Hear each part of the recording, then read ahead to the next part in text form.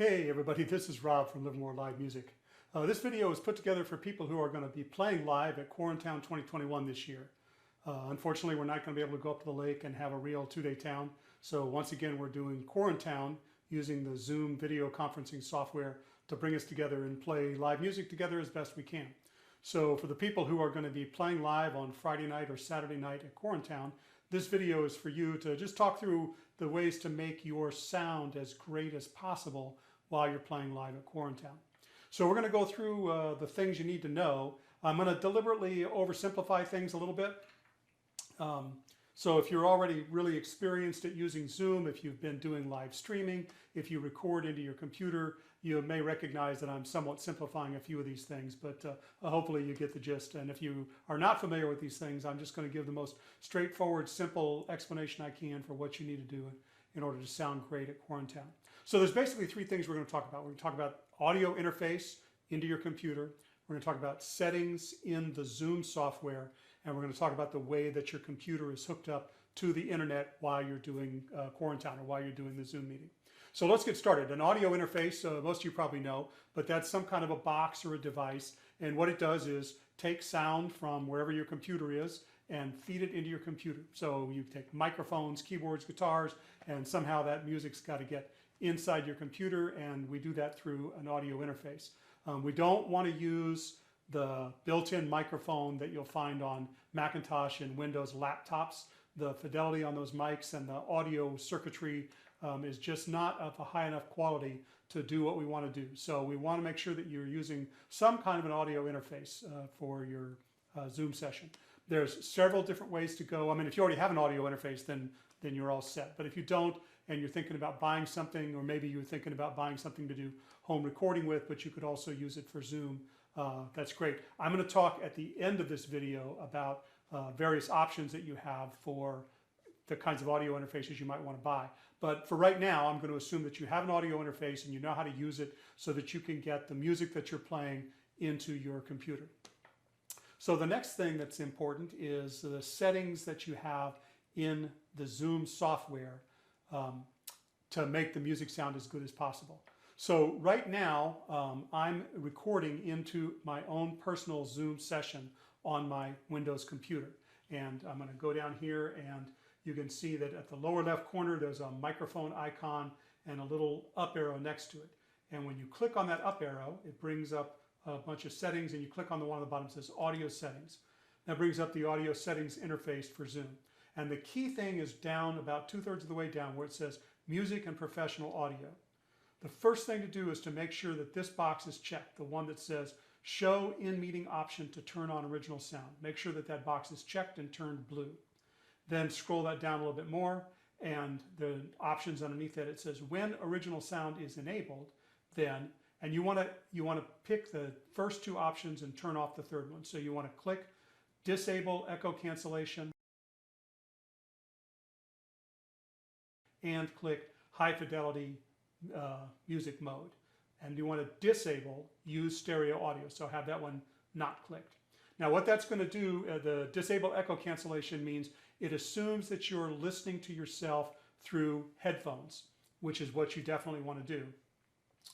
And so it turns off some other software that Zoom would normally use to try to deal with echoes that might happen in the room, which it doesn't work for music very well. So that's why we want to disable echo cancellation and make sure while you're performing live music in Zoom that you're listening to yourself through headphones hooked up to your audio interface. The next thing you want to make sure is that high fidelity music mode is turned on. That's how we make sure that a good quality musical signal is going into your computer and into the Zoom software that'll turn around and get broadcast to our audience. Now the high fidelity music mode does take up more bandwidth. There's more data going into your computer because it's capturing your music, your guitar playing, your singing, whatnot, at a higher fidelity. But that's no problem as long as you're hooked up the way we're going to talk about in this video. So turn on high fidelity music mode. And then stereo audio is so complicated in Zoom, and you can't get it to work for everyone, that at least for QuarenTown 2021, we're not going to try to do stereo. So turn that off so that your computer's not trying to deal with the stereo signal. So then you can close the settings box. And the other important thing is while you're in a Zoom meeting, you'll see that in the left-hand corner on the top of the screen, there's a thing that says turn off original sound, and it's colored blue. And that's what you want. You want it colored blue, and it says turn off original sound, because that means that the original sound mode is on, and that's what we want. If you're looking up there and instead the box is not blue and it says turn on original sound, then click that till it turns blue and says turn off original sound. Now we've got original sound turned on, we've got the echo cancellation turned off, we've got the high fidelity sound turned off. Those are the key settings in Zoom to make sure that the audio signal that you provide is as good as it can be when we turn around and send that out to everybody who's listening to us in the audience. The third thing is how your computer is hooked up to the internet. Now, for a lot of people, what we do is, you set up your Windows or your Macintosh computer, and you have a Wi-Fi, a wireless connection from your computer to your router. And that works for most things. And you can certainly do Zoom meetings. People, are working by Zoom all the time, or just get together and chat with friends and family over Zoom. And that works over Wi-Fi just fine. But when you use the high fidelity sound mode and the original sound Zoom settings, then the Wi-Fi connection can be a problem. Sometimes it works and sometimes it doesn't. And it's hard to tell when that's going to be. It's kind of just spotty. It depends on the time of the day and what else is going on with the network. And so what we want everybody to do is to have what's called a hardwired connection between your computer and your router. Now, if you may already be hooked up that way, and if so, that's great. But if not, what you're going to need to do is find or buy an Ethernet cable. They're called Cat5 cables or Cat6 cables. Either one of those would work. That is long enough to reach from your computer to wherever your router is. So in my house, for example, my computer is upstairs at one end of the house, and my router is hooked up downstairs in a closet that's at the other end of the house.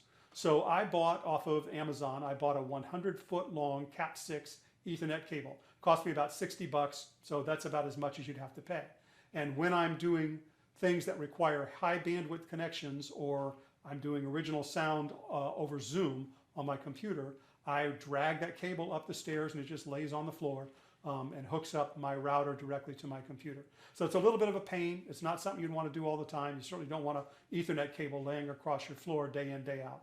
But for the hour or so that you'll be hooked up to Zoom during QuarenTown, it's really not a problem. And when you've got a hardwired connection, then you're sure that the connection between your computer and your router is as fast and as reliable as it can be, and then you won't have any problems with your sound or with jitter or dropouts or other things that can happen while you're trying to perform live. If you're computer savvy and you really understand how your Wi-Fi connection works, and your computer is physically close enough to your router where you're sure that there's no interference, then it is okay to go wireless. The high fidelity sound and the original sound will work over wireless, but only if that wireless connection is really a strong connection and there's no other interference there. So if you're not sure, or if all this is just Greek, Wi-Fi, Ethernet, you don't really know how that works, then get on Amazon and buy yourself an Ethernet cable that's long enough to reach. Like I said, I had to buy one that's 100 feet. For a lot of people, 50 feet, maybe even 20 feet is long enough. But buy the cable that's long enough to hook your computer up to your router, and then you're good to go. So those are the three main things that you need to know in order to sound as good as you can over Zoom. Anytime you have any questions, you can just send me an email, info@livermorelivemusic.com, and I'll do my best to answer your questions, or we can literally get on a Zoom session or FaceTime or Skype or whatever you want and just talk it through, and I'll do everything I can to help you get hooked up as best you can. There is a couple more things to talk about here. So one is, even when you've got everything physically hooked up the right way, it's still important that you have all the settings between your audio interface and your computer and Zoom set up correctly so that the sound is good. It's amazing how you can be sitting in your computer room or your office or wherever your computer is, and you're playing your guitar and you're singing and it sounds great to you. But once Zoom captures that audio signal and then turns around and sends it out to all the audience that's listening in either on Zoom or streaming it on YouTube, it can sound horrible because either your signal can be too low or it can be too high, and it'll just sound terrible. So the best thing to do is to experiment a little bit with your settings until you feel like it sounds right. And it turns out that you can do that in your personal Zoom meeting. So not everybody knows this, but if you have Zoom installed on your Windows or your Macintosh computer, then when you turn the Zoom software on, you have a personal meeting and you can just start that meeting anytime you want. And you're the only person in it, and you can do whatever you want in there, including turn on original sound, turn on recording and record locally to your own computer, and just record your personal Zoom meeting. And then when you're done with it, you end the meeting, it'll offer you the option to save that recording, save it, and then turn around and listen back to it and make sure that it sounds good. And if it's too quiet, then adjust the input gains on your audio interface, or adjust the input level setting in the Zoom meeting, or sing louder, or whatever you have to do to bring the signal up. And if it's too loud, if it's clipping, if you hear that metallic grinding sound, that means your signal into the computer is too loud, then do the reverse. Turn the input levels on your audio interface down, or turn the Zoom interface down. There's all these different things that you may have to adjust, and just keep playing with it and just record into your personal Zoom session, and then listen back to it until it sounds really good. Because again, you want your music and your performance to sound awesome to the people who are listening to it. What you hear when you record your own personal Zoom meeting and what the audience will hear when we have QuarenTown in April are pretty much the same thing. So that's how you can make sure that what you're playing sounds great to the people that you're really playing it to. Let's see, that's really the main things that I had to say. I know some of that, for those of you who aren't real computer savvy, that might have been a little fast or gone over your head. Just shoot me an email and I'll be happy to work with everybody, to get this working as good as possible. I am going to talk a little bit now about audio interfaces. So if you already have an audio interface and you know all that, you don't need to watch the rest of this. But if you want to play live at QuarenTown, or just do anything over Zoom musically, but you don't have an audio interface right now, and you may want to know, well, what should I do? And so there's basically 3 ways to go in terms of, you'll have to buy an audio interface. So there's basically 3 ways to go. The simplest one is to get what's called a USB microphone. So that's literally just a microphone. It looks like a condenser, a wide diaphragm mic, just looks like a microphone, but it's got a USB cable, and you hook that into your computer. And your computer will download the drivers and connect it. And then the sound that microphone picks up will go into your computer, and you can get Zoom to use that input. So if you're a guitarist vocalist and you're just going to play an acoustic guitar and sing, that might be the simplest way to go. There's a number of USB microphones that are out there. Check on Amazon or Google it, and find something that's in the price point that you're interested in, and also read the reviews and make sure that other people have been happy with it. But that might be the way to go. I'll offer a piece of personal advice, which is, with all equipment, you get what you pay for. So they have super expensive ones, USB microphones. And if you're not going to do this all the time or professionally, you don't need to spend $500 or $1,000 on a USB microphone. But they also have some really cheap ones. They call them podcasting microphones, and they cost like $40 or $50. And you're going to be unhappy with that if you buy something that inexpensive. The quality of the microphone just isn't that good, and you're not going to be that happy with the way that it sounds. So in my personal experience, is something around $125, $150, maybe $200 is probably a reasonable entry point if you're going to buy a USB microphone and use it for QuarenTown, or use it for live streaming or broadcasting Facebook live streams or something like that. And you want to spend the right amount of money, but not too much money. That's sort of what to be looking for. The second way to go, if it's not just you and an acoustic guitar singing, if you have an electric guitar that you want to play, or you're also going to play keyboards, or you want to feed some backing tracks in, then a USB microphone won't do the trick. The next thing to think about is what's a traditional USB audio interface, or if you're on a Macintosh, you can also buy these FireWire. Honestly, I think USB is the way to go. That's got the most promise. There's the most products out there. But either a USB or a FireWire audio interface. There's a bunch of them out there. 2 of them that I recommend for sort of entry-level getting started are the Steinberg UR22 Mark II and the Focusrite Scarlett 2i2. Those are 2 real popular audio interfaces. They're real simple to work with. You just hook them up to your computer will download the right drivers and configure them.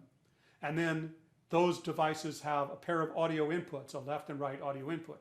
And you plug either a microphone or a mixing board into those audio inputs on your audio interface, and that's how the music gets into your computer. So that's what I do. I mean, not everybody has to do this, but it turns out right now I have a Steinberg audio interface, and I've also got a 14-channel mixer, and I have my keyboards and my microphone hooked up to my mixer, and then the left-right audio output from the mixing board goes to the left-right audio input of my audio interface, and that's how I get all of my instruments and so forth into my computer. And it works great. There's a lot of adjustments that you have to make on the input channels, on the mixing board output, on the audio. I mean, there's a lot of things you have to fool with to get it to be right. But what you do is sort of start with everything in the middle position. Don't go too low or too high. And then adjust up and down from there until you get a sound that sounds the way that you want it to sound. The third way to go is a relatively new set of products that are out there that combine a mixing board with an audio interface. So think of a mixing board that's got a USB port on it, and instead of hooking the mixing board to the audio interface, you hook the mixing board directly to your computer using a USB cable. And then the mixing board does everything that I just described, but it does it all with one box. So I haven't actually used one of these yet. I'm thinking about buying one this year. There's one called the Yamaha MG10XU. So that's one that I've been looking at. It's about $210. And if you're not interested in that, you don't like Yamaha products, if you start looking at that in Amazon.com, it'll show you others that are, similar functionality, similar price points, and you can kind of, check their specifications. But the key thing is you want a mixing board that's got enough audio inputs to take all of the devices that you have. So if you're going to have a microphone, an electric guitar, and a keyboard and an acoustic guitar, then that's 5 or 6 inputs that you're going to want into your mixing board. If you have more instruments than that, then you may want a mixing board with more inputs. I think I've seen a few of them that have as few as 4 inputs, and that might work. Although, again, I caution you, those tend to be relatively inexpensive. That means that the circuitry inside them is not that expensive, and they may not sound that great. So, I mean, I know money's tight, so do what you got to do. But for me, I try to avoid the lowest end type products that I see out there because I buy them and then I'm unhappy with how they perform, and I end up returning it and buying something that's slightly more expensive anyway. So, buy something that's getting great reviews on Amazon or on Sweetwater.com or whatever, and go from there. But those are the 3 options that you've got if you're going to buy an audio interface. Is a USB microphone, an audio interface that you plug other things into, or a mixing board that's got a USB interface to it. And once again, I'll say, shoot me an email, info@livermorelive.music.com, and I'll do everything I can to help you sort of figure out what the right option would be for you. And then get your equipment hooked up and practice with it, and get into your own personal Zoom session. Record yourself until you think it sounds great. We're going to have some Zoom checks the week before QuarenTown, where you're going to get on a Zoom session with me, and we'll double check that everything's configured right. And then we'll see you at QuarenTown and break a leg, because I'm sure you'll do great.